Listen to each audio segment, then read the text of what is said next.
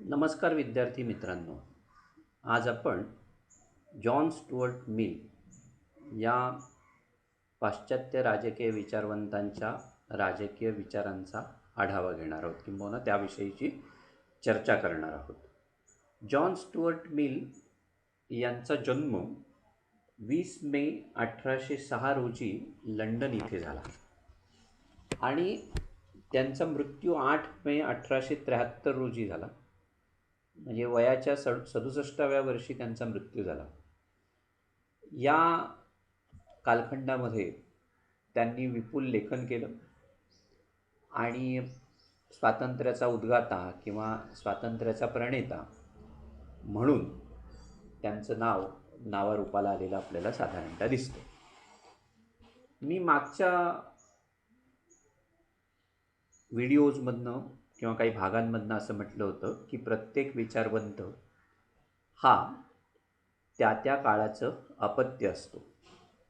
मिलसुद्धा त्याला अपवाद होता अशातला भाग नाही.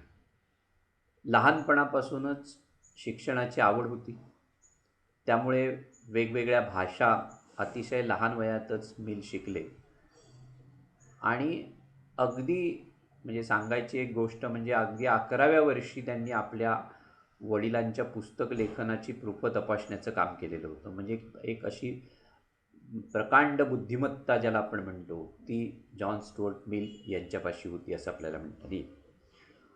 मिल यांनी ज्यावेळेला विचार मांडला त्यावेळेला किंबहुना त्याच्या आधी फ्रान्सची राज्यक्रांती होऊन गेलेली होती. स्वातंत्र्य, समता, बंधुता, न्याय या तत्वांचा प्रभाव ब्रिटिश जनतेवरती निर्माण झालेला होता किंबहुना त्या संकल्पना ज्या होत्या त्या लोकप्रिय झालेल्या होत्या. त्याचा प्रभाव ब्रिटिशांवरती निर्माण झालेला होता आणि शेले किंवा बायरनसारखे जे कवी होते त्या कालखंडातले त्यांनी लोकांना स्वातंत्र्याच्या विचारांनी भारावून टाकलेलं होतं आणि त्यातून इंग्लंडमध्ये औद्योगिक क्रांती झाली. मध्यम वर्गाचा उदय झालेला होता. मध्यम वर्गाला राजकीयदृष्ट्या हळूहळू महत्त्व प्राप्त व्हायला लागलेलं होतं आणि मजुरांच्या अनेक समस्या या कालखंडामध्ये निर्माण झालेल्या होत्या. कामाची स्थिती सुधारली पाहिजे, त्यांचे कामाचे तास निश्चित झाले पाहिजेत, विश्रांतीचा हक्क मिळाला पाहिजे, अशा पद्धतीच्या काही मागण्या या कालखंडामध्ये पुढे येत होत्या आणि म्हणजे अशा पद्धतीचं वातावरण होतं. दुसऱ्या बाजूला जे धर्माधिकारी होते पोपसारखे, त्यांनी समाजाचं लक्ष दैन्यावस्थेतील लोकांकडे खेचून घेण्याचा प्रयत्न याच कालखंडामध्ये केला होता. त्यामुळे कल्याणकारी राज्य किंवा कल्याणकारी संकल्पना ज्याला आपण म्हणतो ती याच कालखंडामध्ये उदयाला आलेली आपल्याला साधारणतः दिसते. म्हणजे अशा स्थितीमध्ये इंग्लंडमध्ये उपयुक्ततावादी तत्त्वज्ञान आणि व्यक्ती स्वातंत्र्यवाद ज्याला आपण म्हणतो तो जन्माला आला आणि त्या व्यक्ती स्वातंत्र्यवादी विचारसरणीचं धुरीणत्व जे होतं ते जे.एस. मिल यांच्याकडे जातं असं आपल्याला म्हणता येईल. मगाशी मी म्हटलं तसं त्यांचा जन्म जो होता तो 1806 साली झाला. इतिहास, तत्त्वज्ञान, गणित अशा वेगवेगळ्या विषयांचा अभ्यास त्यांनी केला. विशेषतः अर्थशास्त्र आणि तत्त्वज्ञान या विषयांकडे ते नंतरच्या कालखंडामध्ये वळले. काही काळ त्यांनी ईस्ट इंडिया कंपनीमध्ये नोकरी केली. ईस्ट इंडिया कंपनीमध्ये नोकरी करत असतानाच प्रिन्सिपल्स ऑफ पॉलिटिकल इकॉनॉमी नावाचं ग्रंथ त्यांचा लिहून झालेला होता आणि काही काळ ब्रिटिश पार्लमेंटमध्ये काम करण्याचा अनुभव त्यांना मिळाला. पण तिथे काही त्यांची ती कारकीर्द जी होती ती फारशी गाजली नाही. 1868च्या निवडणुकीमध्ये जे.एस. मिल पराभूत झाले आणि त्यानंतरचा जो कालखंड होता मगाशी मी जे म्हणत होतो की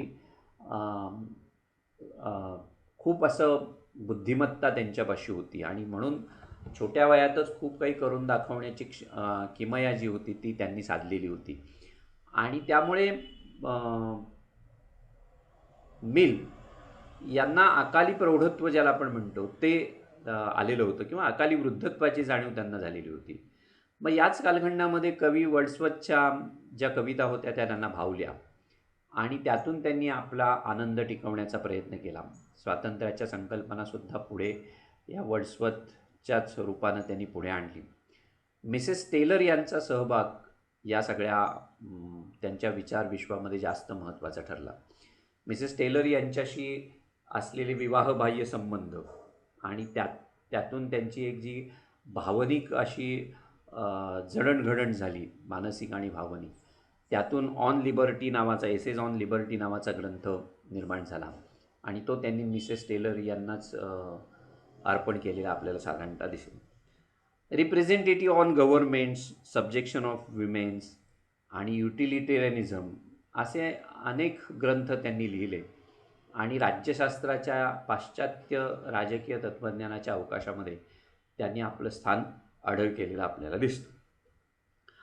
जॉन स्टुअर्ट मिल यांचा विचार जो आहे तो जर आपल्याला समजून घ्यायचा असेल तर जॉन स्टुअर्ट मिल यांनी उपयुक्ततावादी तत्त्वज्ञान कशा पद्धतीनं मांडलं, त्यानंतर त्यांचा स्वातंत्र्यविषयक विचार आणि सगळ्यात शेवटी प्रातिनिधिक लोकशाहीच्या संदर्भामध्ये त्यांनी केलेला जो काही विचार होता, ह्या तिघांचं अवलोकन करून मग आपल्याला जॉन स्टुअर्ट मिल यांच्या राजकीय विचारांची ओळख करून घेता येऊ शकते.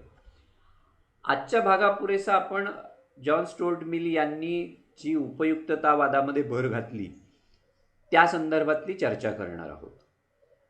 उपयुक्ततावादी तत्त्वज्ञान जे होतं ते ब्रिटिश विचारवंत डेव्हिड ह्यूम यांनी मांडलं.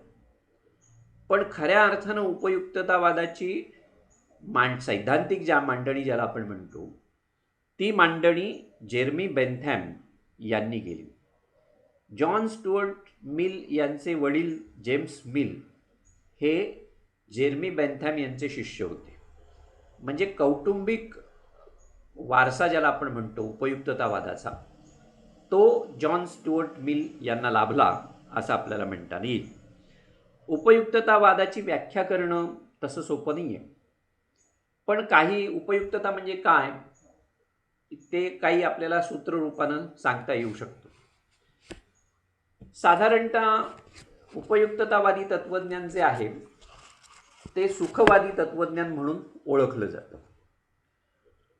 प्रत्येक व्यक्ती सुख आणि दुःख या दोन म्हणजे मालकांच्या अनुशासनाखाली काम करत असते. म्हणजे प्रत्येक व्यक्ती सुख मिळवण्याचा प्रयत्न करत असते आणि दुःख कमी करण्याचा प्रयत्न करत असते असं बेंथॅमचं म्हणणं होतं. सुख आणि दुःखाला अनुलक्षून आपला विचार, उच्चार आणि कृती ही व्यक्तीची होत असते आणि म्हणून अधिकाधिक लोकांचं अधिकाधिक कल्याण झालं पाहिजे.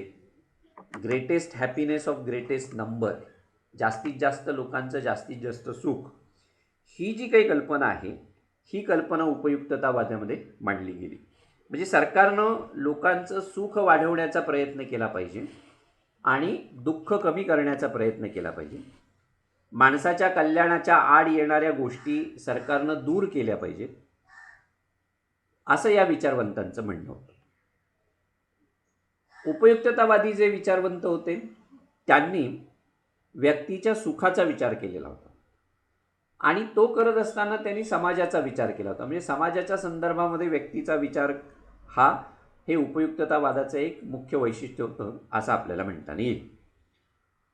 उपयुक्ततावादी विचारवंत हे व्यक्ती स्वातंत्र्याचे आणि लोकशाहीचे कडवे पुरस्कर्ते होते. अन्याय किंवा हुकुमशाही यांची कठोर चिकित्सा त्यांनी केली, किंबहुना त्याला त्यांनी विरोध करण्याचा प्रयत्न केला. बेंथॅम आणि जेम्स मिल यांनी उपयुक्ततावादी विचारांची मांडणी केली आणि जॉन स्टुअर्ट मिल यांनी या दोन्ही विचारवंतांच्या विचारांमध्ये मोठ्या प्रमाणामध्ये भर घालण्याचा प्रयत्न केला, किंबहुना त्याच्यामध्ये परिवर्तन घडवून आणण्याचा प्रयत्न केला.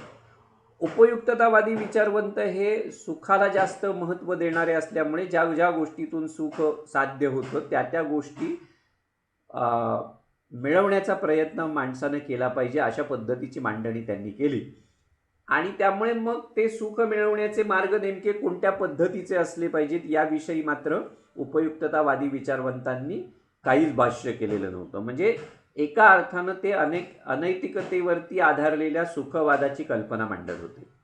मिलनं मात्र उपयुक्ततावादी तत्त्वज्ञानामध्ये नैतिकता आणण्याचा प्रयत्न केलेला आपल्याला दिसतो आणि उपयुक्ततावादी तत्त्वज्ञानाला गुणवत्तेची एक झालर चढवण्याचं काम हे जॉन स्टुअर्ट मिल यांनी केलेलं आपल्याला साधारणतः दिसतं.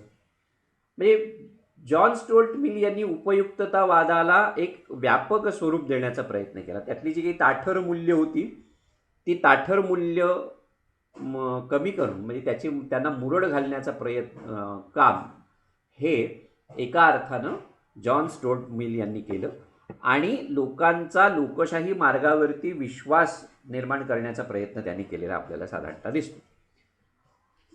जेस मिल यांनी उपयुक्ततावादामध्ये भर घातली म्हणजे नेमकं काय केलं, किंबहुना त्यांनी उपयुक्ततावादी तत्त्वज्ञानाची फेरमांडणी जी केली ती कशा पद्धतीनं केली होती, त्याची काही सूत्र आपल्याला 4-5 सांगता येऊ शकतात.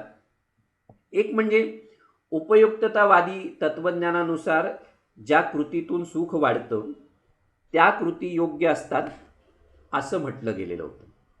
म्हणजे ज्या कृतीतून सुख कमी होतं त्या कृती अयोग्य असतात असा त्याचा अर्थ होतो. पण सुखाकडे पाहण्याचा हा जो दृष्टिकोन होता उपयुक्ततावाद्यांचा, त्यापेक्षा एक वेगळा असा निराळा दृष्टिकोन जेस मिल यांनी मांडला. त्यांचं असं म्हणणं होतं की सुख हे संख्यात्मक असतं तसंच गुणात्मक असतं आणि सुखाची पातळी किंवा सुखाचा दर्जा हा वेगवेगळा असू शकतो. म्हणजे त्याच्यामध्ये भिन्नत्व असू शकतं. काही सुख ही वरच्या पातळीवरची असू शकतात, काही सुख ही खालच्या पातळीवरती कनिष्ठ पातळीवरची असतात. आपल्या दृष्टीनं दर्जेदार सुखाला अधिक किंमत असली पाहिजे असं मिल यांचं म्हणणं होतं. उदाहरणार्थ थोड्या किंवा चांगल्या दर्जेदार पुस्तकाच्या वाचनातनं आपल्याला जो काही आनंद मिळतो तो आनंद फुटकळ पुस्तकातून मिळणाऱ्या आनंदापेक्षा वेगळा असतो असं त्यांचं म्हणणं होतं. किंवा साधं उदाहरण द्यायचं झालं तर एखादा चवदार पदार्थ जो आहे की जो आपल्याला आवडतो तो खाल्ल्यानंतर मिळणारा आनंद हा पुष्कळ बेचव पदार्थ खाल्ल्यानंतर मिळणाऱ्या आनंदापेक्षा खूप वरच्या पातळीवरचा असतो असं त्याचं म्हणणं होतं. म्हणजे बेंथॅमनं सुखाचा विचार हा केवळ संख्यात्मक पद्धतीनं केलेला होता, जास्तीत जास्त लोकांचं जास्तीत जास्त सुख या अर्थानं केलेला होता. तर मिल त्याच्या गुणात्मकतेला जास्त महत्त्व देत होते.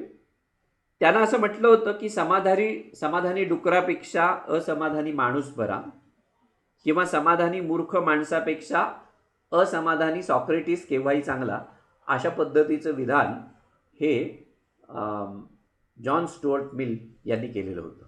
म्हणजे एका अर्थानं ते उपयुक्ततावादी तत्त्वज्ञानाला केवळ संख्यात्मक दृष्टिकोनातून पाहत नव्हते, तर त्याचा विचार त्यांनी गुणात्मक पद्धतीने केलेला होता. दुसरं सूत्र ते सांगत होते ते म्हणजे स्वतःचं हित आणि सामुदायिक हित याच्यामधलं अंतर जे होतं हे अंतर जॉन स्टुअर्ट मिल यांनी कमी केलं होतं. आपलं हित साधलं जात असताना समाजाचं सुख कमी होता कामा नये. व्यक्तीचं हित आणि समाजाचं सुख याच्यामध्ये समन्वय असला पाहिजे. मिलनं त्यासाठी 2 मार्ग सुचवलेले होते. समाजाच्या हिताचा बळी देऊन व्यक्तीनं आपला स्वार्थ साधता कामा नये, त्यासाठी व्यक्तीला नियंत्रित करणारे कायदे असले पाहिजेत. पण केवळ कायद्यानं हे काम होईलच असं नाही. त्यामुळे शिक्षणासारख्या माध्यमातून लोकांवरती संस्कार केले पाहिजेत. म्हणजे कायदा आणि शिक्षण या दोहोंच्या माध्यमातून व्यक्तीचं हित जे आहे ते हित साधलं जाऊ शकतं आणि ते हित साधलं जात असताना समाज हितसुद्धा आपोआप साधलं जाईल असं मिल यांचं म्हणणं होतं. म्हणजे आपलं हित साधलं जात असताना समाजहिताचा बळी देता कामा नये असं मिलला वाटत होतं. बेंथॅमचं असं मत होतं की प्रत्येकानं आपलं हित साधलं की आपोआप समाजाचं हित साधलं जाईल. मिलनं त्याच्यामध्ये सुधारणा केली. व्यक्तीचं हित आणि समाजाचं हित याच्यामध्ये संघर्ष असतो किंवा संघर्ष होऊ शकेल. समाजाचं हित अधिक महत्त्वाचं आहे, म्हणून व्यक्तीवरती संस्कार करून तिचं हित हे समाजहिताशी विसंगत ठरणार नाही अशा पद्धतीची काळजी घेतली पाहिजे, असं मिल यांचं म्हणणं होतं. म्हणजे बेंथॅमच्या उपयुक्ततावादी तत्त्वज्ञानानुसार लबाड लोकांच्या समाजामध्ये लबाडी वाढते, तर संतांच्या समाजामध्ये साधुत्व वाढत असतं. जेस मिल मात्र असं म्हणत होते की कोणत्याही समाजाचा निकष हा साधुत्व असला पाहिजे. नैतिकतेला त्यांनी जास्त महत्त्व दिलं होतं. इथे फार मोठा बदल उपयुक्ततावादामध्ये त्यांनी केलेला होता. म्हणजे सुखवादी जे विचारवंत होते त्या विचारवंतांनी जास्तीत जास्त सुखाची कल्पना करत असताना किंवा त्याची पाठराखण करत असताना एका अर्थानं अन्याय पद्धतीनं सुख मिळवण्याच्या कल्पनेचं समर्थन केलेलं होतं. इथे मिल यांनी मात्र नैतिकता दाखवण्याचा प्रयत्न केलेला आहे आणि त्यांचं असं म्हणणं होतं की कुठल्याही समाजाचा निकष हा साधुत्व असला पाहिजे, नैतिकता असला पाहिजे, असं त्यांचं म्हणणं होतं. अनेक विचारवंतांनी नैतिकतेच्या या तत्वाचा पुरस्कार केलेला आपल्याला साधारणतः दिसेल. जॉन स्टुअर्ट मिल यांनी तिसरं जे सूत्र उपयुक्ततावादाचं जॉन स्टुअर्ट मिल यांच्या होतं ते म्हणजे त्यांचा हा जो विचार होता उपयुक्ततावादाचा तो नैतिक स्वरूपाचा होता. व्यक्ती आपला स्वार्थ पाहणार नाही हे पाहण्याचं काम केवळ कायद्याचं नाही आहे. सामुदायिक सुखाच्या दृष्टीनं मनुष्यानं स्वतःचा विचार स्वतः करावा असं जॉन स्टुअर्ट मिल यांचं मत होतं. म्हणजे मिलच्या विचारामध्ये स्वयंप्रेरणेला जास्त महत्त्व आहे. मिलनं सुख आणि सद्गुण याच्यामधला भेद स्पष्ट केलेला आहे. माणसानं केवळ सुखी व्हावं असं नाही, तर माणसानं सद्गुण संपन्न झालं पाहिजे. म्हणजे साधुत्व हा समाजाचा निकष असला पाहिजे असं जेव्हा मिल म्हणतो तेव्हा प्रत्येक माणूस हा साधू बनला पाहिजे, प्रत्येक माणूस हा संत बनला पाहिजे, प्रत्येक माणूस हा नैतिक बनला पाहिजे. याच्यावरती मिल यांनी आपल्या विचारामध्ये भर दिलेला आहे असं आपल्याला म्हणता येईल.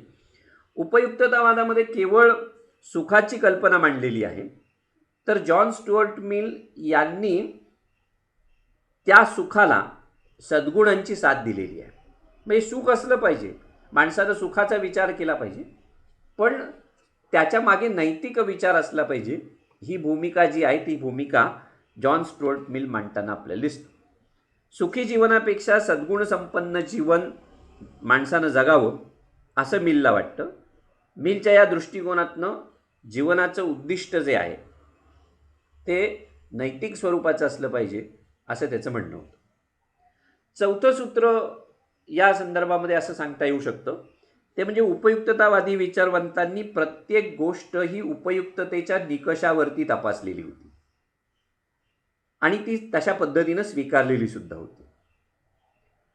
उदाहरणार्थ राज्यसंस्था, स्वातंत्र्य, समानता किंवा राज्यावरील व्यक्तीची निष्ठा इत्यादी गोष्टी उपयुक्त आहेत म्हणून त्या स्वीकाराव्यात असा विचार हा उपयुक्ततावादी विचार तत्त्वज्ञानामध्ये मांडला गेलेला होता. मिलनं त्या बाबतीमध्ये थोडासा वेगळा विचार केलेला आहे. काही गोष्टी मूलतः महत्त्वाच्या असतात, त्यांची उपयुक्तता असो किंवा नसो त्यांचा स्वीकार हा करावाच लागतो असं मिल यांचं म्हणणं होतं. उदाहरणार्थ स्वातंत्र्य हे एक मूल्य आहे आणि ते उपयुक्त आहे म्हणून नाही स्वीकारायचं, तर ते आवश्यक आहे म्हणून ते स्वीकारलं गेलं पाहिजे असा आग्रह जॉन स्टुअर्ट मिल यांचा होता आणि त्या दृष्टिकोनातून त्यांनी उपयुक्ततामध्ये वादी तत्त्वज्ञानामध्ये भर घातली असं आपल्याला म्हणता येईल. मिलनं अन्य काही बाबतींमध्ये बेंथेमच्या विचारांच्या पुढे आपली मजल मारलेली आहे. म्हणजे त्यांनी गुप्त मतदान पद्धतीच्या ऐवजी खुल्या मतदान पद्धतीचा पुरस्कार केला, स्त्रियांच्या स्वातंत्र्याचा विचार मांडला. बेंथेमने केवळ कायदाविषयक समस्यांचा विचार केला, तर मिलनं सामाजिक आणि आर्थिक प्रश्न मोठ्या प्रमाणावरती हाताळलेले आपल्याला दिसतील. आणि म्हणून मिलनं स्वतःच असं म्हटलेलं होतं की ज्यानं आपल्या गुरुला नाकारलं असा मी पीटर आहे. हे जे सगळं विवेचन आत्तापर्यंत आपण जे केलं त्याच्यामध्ये मिल हा उपयुक्ततावादी विचारवंत असला तरी त्यानं उपयुक्ततावादी विचार हा आंधळेपणानं स्वीकारला नव्हता, तर तो उपयुक्ततावादी विचार हा डोळस पद्धतीनं स्वीकारत होता. त्यानं जेम्स मिल आणि बेंथॅम यांचा विचार पूर्णपणे नाकारला का? तर नाही. त्यांचा विचार त्यांनी केला, पण त्याला गुणात्मकतेची जोड दिली, त्याला नैतिकतेची जोड दिली आणि मग त्याच्यामध्ये अनेक बदल त्यानं केलेले आपल्याला साधारणतः दिसतात. म्हणजे काळजीपूर्वक वाद स्वीकारण्याचा प्रयत्न त्यांनी केलेला आपल्याला दिसतो. उपयुक्ततावादी तत्त्वज्ञानाचा वारसा मी मगाशी म्हटलं त्या पद्धतीनं वंश परंपरेनंच जॉन स्टुअर्ट मिल यांच्याकडे आलेला होता. मिलनं उपयुक्ततावादातली यांत्रिकता काढून टाकली आणि त्याला मानवतेचा स्पर्श जो होता तो दिला, असं आपल्याला म्हणता येईल. बेंथॅमसारख्या उपयुक्ततावाद्यानं मानवी स्वभावाबद्दल स्थिर स्वरूपाचा दृष्टिकोन स्वीकारलेला होता. मनुष्य हा केवळ सुखदुःखाचा विचार करतो असं त्यानं मानलेलं होतं. मिलनं मानवी स्वभावातील परिवर्तनशीलता जी आहे ती लक्षात घेतली आणि संस्कारातून मनुष्याचा स्वार्थ नियंत्रित करता येतो आणि त्याच्या सृजनतेमध्ये वाढ करता येऊ शकते, अशा पद्धतीचा विश्वास जो होता तो त्यानं बाळगलेला होता. माणसाच्या प्रगतीला इतिहास साक्षी आहे आणि त्या इतिहासाचा आधार उपयुक्ततावादी तत्त्वज्ञानामध्ये भर घालताना मिल यांनी केला असं आपल्याला म्हणता येईल. एका अर्थानं स्वातंत्र्य विषयक त्यांचा जो विचार होता तो विचार मांडण्याची जी पार्श्वभूमी होती ती पार्श्वभूमी उपयुक्ततावादी विचारांमध्ये भर घालून त्यांनी केली असं आपल्याला म्हणता येईल. धन्यवाद.